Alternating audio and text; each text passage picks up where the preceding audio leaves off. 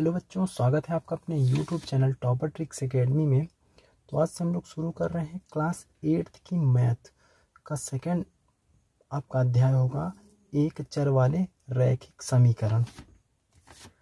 तो जिस भी भाई का मैथ कमज़ोर है तो वो ज़रूर पूरा वीडियो आप देखिए। आपको बहुत ही आसानी सरल तरीके से मैथ कैसे सॉल्व करना है बताया जाएगा, कैसे आपकी मैथ अच्छी होगी वो भी सारे आइडिया बताए जाएंगे।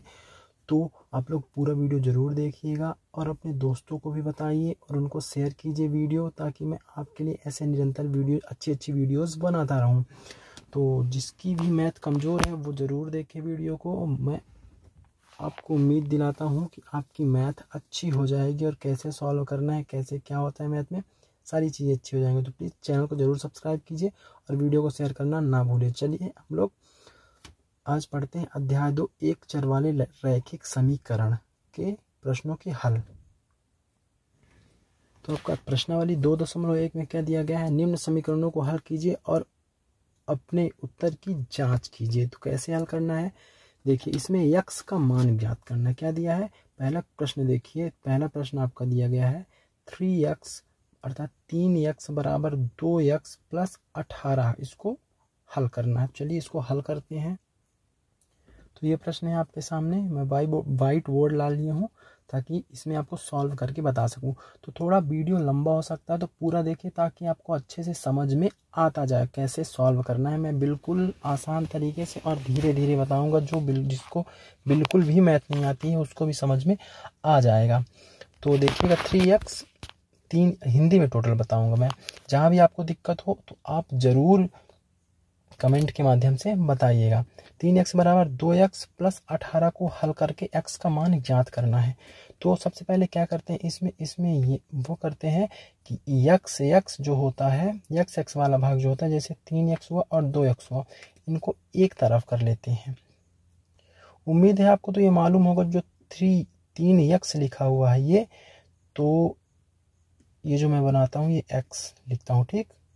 तो 3x जो लिखा हुआ है ये 3 गुणे x होता है, 3 अर्थात 3 में x का गुणा है तो इसको 3x के बराबर लिखा जाता है, ठीक।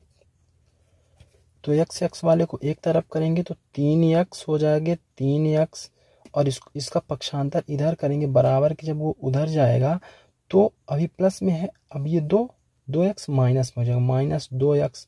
जब बराबर के उधर पक्षांतरित होता है कोई चीज़ तो उसका चिन्ह बदल जाता है। बराबर कितना बचेगा, बराबर 18 बचेगा। x वाला एक तरफ कर दिए और जो चर एक तरफ, अचर वाले एक तरफ। तो 3x में 2x जाएगा तो क्या बचेगा, 3 में 2 जाएगा तो कितना बचता है 1, तो x बचेगा 1x। तो 1 नहीं लिखा जाता, केवल x बस लिखा जाता है। तो x बराबर आपका क्या आ गया, x बराबर आपका 18 आ गया। तो यही आपका पहले का उत्तर होगा, x का मान कितना आ गया 18। उम्मीद है आपको अच्छे से समझ में आ रहा होगा। तो प्लीज़ नए हो तो चैनल को सब्सक्राइब करना बिल्कुल ना भूलिए, ताकि मैं वीडियो बनाता हूँ तो आपके पास नोटिफिकेशन ज़रूर जाए। अब इसको मैं इरेज करता हूँ, देखता हूँ दूसरा प्रश्न। दूसरा नंबर क्वेश्चन है आपके सामने, देखिए 5t माइनस 3 बराबर 3t माइनस ऋण 5। तो मैं बहुत प्रयास कर रहा हूँ पूरा हिंदी बोलने का, ताकि आपको पूरा समझ में आ जाए जो भी हिंदी मीडियम के स्टूडेंट हैं। नहीं तो 5t minus 3 is equal to होता है 3t माइनस 5 दिया हुआ। चलो इसको हल करते हैं।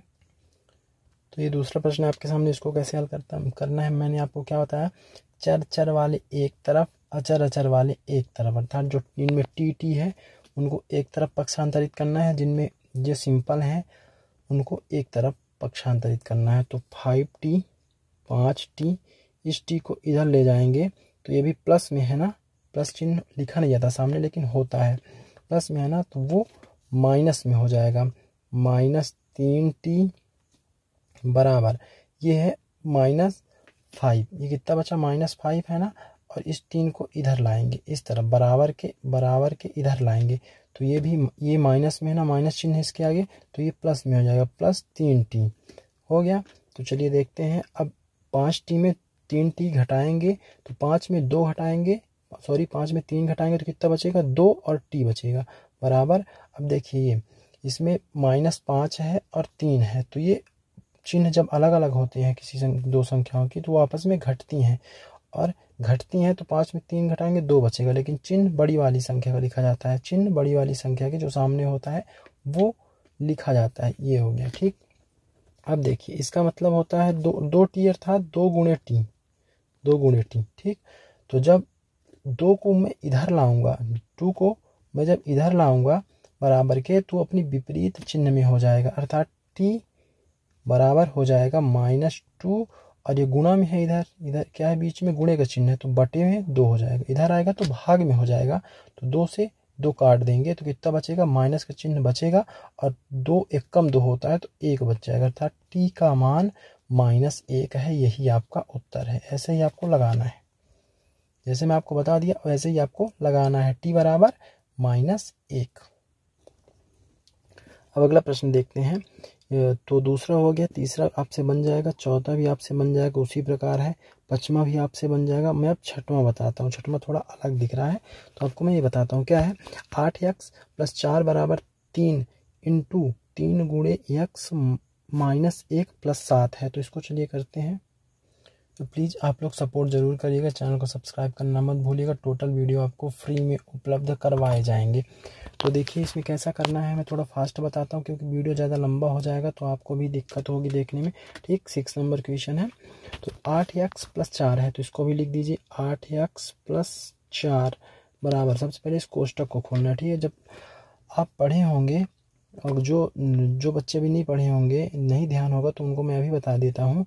जो कोष्टक है उसको हम लोग खोलते हैं तो जो बाहर की संख्या होती है गुणे में, उसका गुणा अंदर की प्रत्येक संख्या से होगा, दोनों से होगा, ठीक है। तो 3 का पहले x के साथ गुणा होगा, 3x हो जाएगा, फिर माइनस चिन्ह जो होता है, चिन्ह का गुणा होता है, ये प्लस है ये माइनस है, तो चिन्ह का जब गुणा होगा तो प्लस में माइनस होता है तो माइनस हो जाता है, ऋण हो जाता है। तो 3 में 1 का गुणा होगा तो 3 बचेगा, ठीक। अब ये प्लस में 7 लिखा है तो इसी को ऐसे लिख दो, ठीक है। तो अब देखिए 8x + 4 = 3x। अब 7 में ये दोनों आपस में घट जाएंगी, तो ये प्लस में है ये माइनस में, 7 में 3 घटेगा तो प्लस का 4 बचेगा। प्लस का है लिख दिया क्योंकि बड़ी वाली संख्या के सामने का चिन्ह लिखा जाता है। तो अब देखिए अब वैसे ही बन गया है ना। तो अब चर एक तरफ, x वाला भाग एक तरफ, और जो नॉर्मल भाग है उसको एक तरफ। तो 8x, 3 को इधर ले जाएंगे तो माइनस में हो जाएगा, -3x, और फिर बराबर ये 4 प्लस में है, ये भी प्लस में है, ये भी इधर जब आएगा बराबर के जब पक्षांतरित बोलते हैं, पक्षांतरित करेंगे तो चिन्ह जो होता है बदल जाता है, तो प्लस का माइनस हो जाता है, गुणा का भाग हो जाता है, ठीक। तो वो -4 हो जाएगा, तो इधर तो 0 बचेगा, तो इधर हो जाएगा 5, 8 में 3 घटेगा तो 5x, और इधर क्या बचेगा, 4 में 4 घटा देंगे तो क्या हो जाएगा, 0 हो जाएगा, ठीक है, 0 हो जाएगा। अब ये 5 गुणे में है तो बराबर के जब इधर आएगा तो देखिए यहाँ लिख देता हूँ, तो x गुणे में है ना 5, बराबर के 0/5 होगा। तो 0 में जब किसी का भी भाग देते हैं तो 0 हो जाता है, तो x का मान 0 हो जाएगा। तो इसका उत्तर क्या है, x बराबर 0। यहाँ अगर ना समझ में आया हो यहाँ से ये कैसे आ गया, तो मैं बताया हूँ कि 5x का मतलब होता है 5 गुणे x, 5 गुणे x, बीच में क्या है, बीच में गुणा का चिन्ह है ना, तो ये जब बराबर किधर आएगा तो उस संख्या के भाग में हो जाएगा, तो 0 के भाग में चला गया, 0/5, 0/5, तो x बराबर 0। 0 में जब किसी चीज़ का भाग देते हैं तो वो 0 ही हो जाता है। उम्मीद है आपको अच्छे से समझ में आ गया होगा। तो चलिए देखते हैं अगला प्रश्न।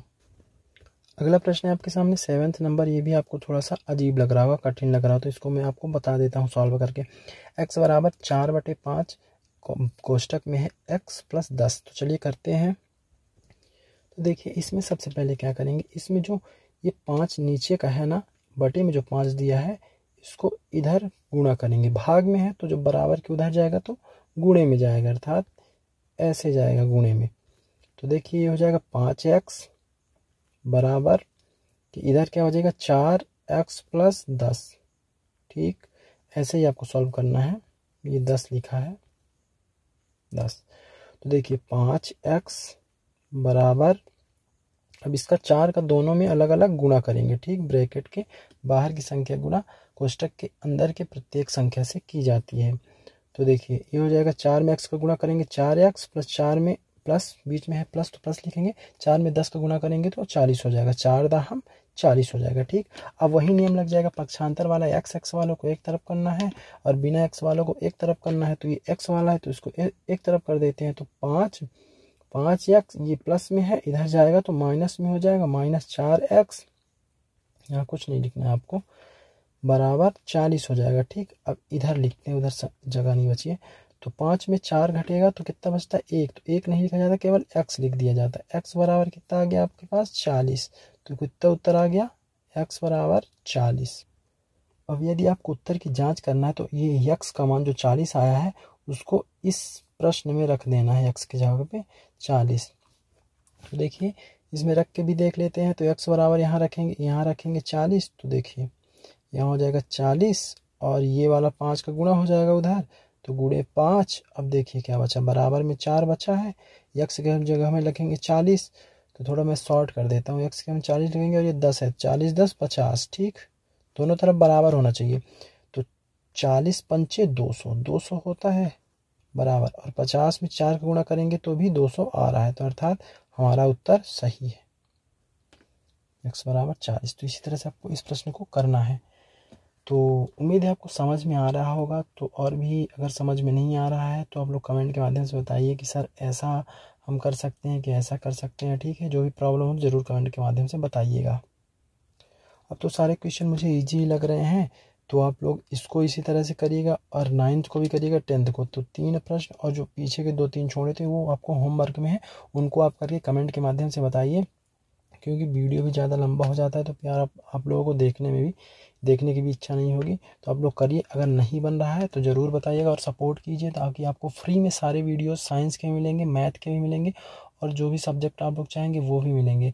तो सपोर्ट कीजिए और शेयर करना अपने दोस्तों के पास ना भूलें, ज़्यादा से ज़्यादा व्यू आए, ताकि मैं और भी वीडियो बनाने के लिए मोटिवेट हो सकूँ और ऐसे ही बनाता रहूँ। तो मिलते हैं नेक्स्ट वीडियो में। जय हिंद।